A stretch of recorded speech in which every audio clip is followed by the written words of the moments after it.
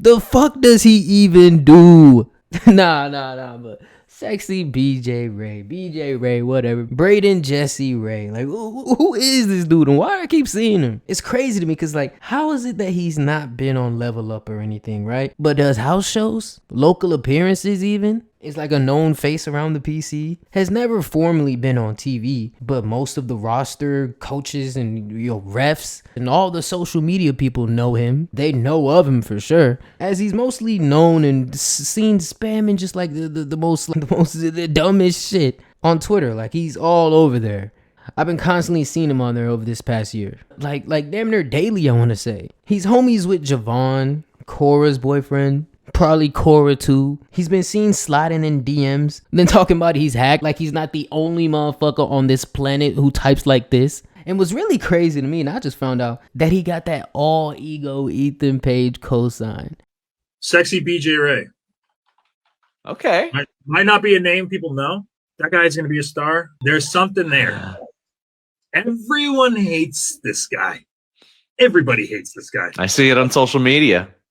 I love him. The top heel on NXT is saying that, by the way. And I just said he's never been on TV, but that's a lie, right? I've seen before he's done some shit like right before NXT TV, like right before they go live, in front of that same audience, like minutes before 8 o'clock. He's been on TV, but like not in a match, and hasn't really formally introduced himself or even had a moment where anybody acknowledged his employment with the company. Like, for real, does bro even really work here? Security. When are they ever gonna use him? I don't know. But I've come up with a way to debut and portray the sexy BJ Ray character. So I want to say, like, in an early 2025 episode of NXT, it's the new year, a new wave, the new era of Netflix. And apparently there's gonna be a lot of call-ups happening and like a whole bunch of brand shit is about to be split and motherfuckers getting sent up, down, left, right at the beginning of the year. There's going to be a lot of shifts, as Michael Cole said, for all three brands. Because, pretty much all the star power going to Raw, as, they're going to need that to keep them numbers up and really, like, make that, impression, that impact. SmackDown is just looking like a damn desert field, apparently.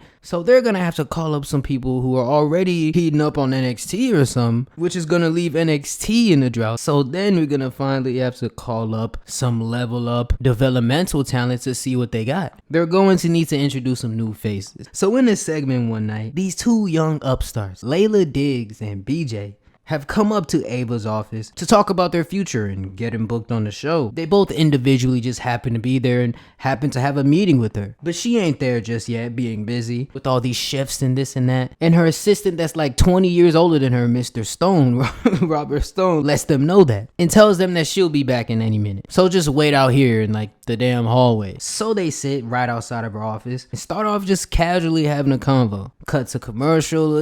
This seems to be nothing. Just some developmental kids trying to get a shot. And after a match or two on the show, we come back to right outside the office. Ava still ain't there, but they're just still talking. And this is actually a pretty cool moment for any of those who watched the WWE Next Gen show. These were the two actual, real life, people, characters on the show. Being one of the only few, I think like 3 people are still employed from that show and made it past that. So they already have that connection, that common ground, and start talking about that. As Layla and BJ just start talking about how life-changing this has been for both of them. Layla talks about how much it means like a lot for her to not only be moving up the ranks from NXT Level Up, which was, I think, after 2024, it's been canceled. So to not only, move up the roster, or the ranks, I should say, but just her being here, still having a job, still being amongst these, great people, these great talents, this great business, these great fans in this art form, helping her overcome her anxiety. As if you watch that show, like I said, that was a huge part of her story and was an actual fear of hers to publicly speak and do promos.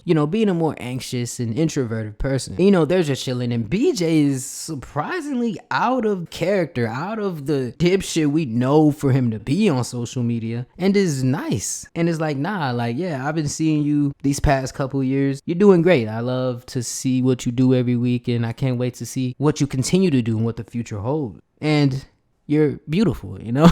And it's like, what the fuck? And it's like, they just keep talking and keep talking. And hey, something could be building here. Cut back to the regular show. And now again, after a match and some other segment, we're back to Layla and BJ. And here, and you know, both of them being WWE superstars on the come up of my career, my rise ass niggas. And here's where they start talking about their goals. Layla is more talking about how she wants to model herself and live up to big names like Charlotte, Becky, and the inaugural North American Women's Champ, Kalani, who's like her twin, I swear to God. And furthermore, talks about how grateful she is to being a part of the greatest women's division going today now. And this sparks up BJ a little bit. As you know, bro do got some history with these females. And as he kind of, sighs and says, yeah, women are cool, but the men are really the attraction here, right? He talks about names like Cena, Orton, Roman, Cody. Shit, here, Oba, Trick, me, soon enough. Other names like Jey Uso. With the yeet. They're what the people really want to see. They're the stars, the attraction, what the business is all about. She says, well, excuse me? And he's just like, no offense, shawty, but yeah, that's just what it is. Hell, I liked it better when the women were just like valets and playing in Jello and shit, having Halloween costume contests. Oh my God, Dawn Marie. I don't want to be seeing these girls hurt themselves out there. Like Maxine. Who would want to body slam that anywhere else but the nearest bed in a 5-star hotel somewhere? And this is like, okay, whoa. And Layla's like, BJ. And he's all riled up and says, it's a fact. It's a fact and you don't like it. They both get up. He's all in her face. She's getting heated too, but the size difference and one wearing a tutu and one having chest hair poking out is jarring. And he says, men are the real draws. Get real, sweetheart. Hell, if I wanted to, I'd take on that entire best women's locker room in the business in one night. And as he gets closer and closer to her, she's like, BJ, like, please, like, back up. And then dun dun dun dun, Dion Lennox, who was just seen reading the finest Harry Potter novel, like in the corner somewhere, comes on in to save the day. Firstly, telling bro to chill, like stop talking to her like that. Kind of trying to calm everything down while staying professional. You know, like the sexual, flexible, poetic intellectual he is when the glasses are on. But when BJ turns and mushes his face, taking the glasses off, he just loses it on some prime Clark Kent shit. He ain't trying to be reading no more. And they brawl out throughout the backstage, like breaking a bunch of stuff. You see hella talent backstage trying to break it up. And during the scuffle, you know, whilst everybody's trying to break it up, even Layla Diggs is trying to break it up, but ends up getting knocked over by BJ accidentally, who just looks down and just kind of runs off as a heated Dion just like puts his glasses back on and, you know, asks that goddamn question. Is everything all right, man? Face ass. Later in the following week, Layla Diggs wins her debut match against, I don't know, Laney or somebody. And the commentators have made it a point, and to get her through that she is an introverted person, and is taking strides coming out here. And after the match, wanted to thank the people. And while she's doing that, it's all heartfelt. You can see her soaking this moment in. And while she's doing that, and just before she gets into what happened the prior week, BJ comes out and interrupts. And sexy BJ Ray's music, man. What should it be? I wanted to say make it something memorable, but annoying. So like all the main roster music right now. No, but annoying, like especially in that beginning part, the hook, you know, where we all know who it is. Glass breaks, Stone Cold, CM Punk, Uso, one of the Usos. All right, you get it. And for BJ, I was thinking it could be BJ, followed by maybe some West Coast type shit. He is the mean street West Coast gangster, right? Type shit. Trying to play up the whole sexy thing, but everyone just calls him BJ or Braden or dipshit. Even the announcers like won't call him sexy BJ Ray. He has to like tell them, but it's just like, no, you are not him. So yeah, he comes out in this segment with Layla and he reiterates his claims from the prior week and doubles down actually and says how, oh man, this NXT women's division, this locker room y'all love so much, it's just overrated, y'all. And how women's wrestling peaked with Mae Young. Yup.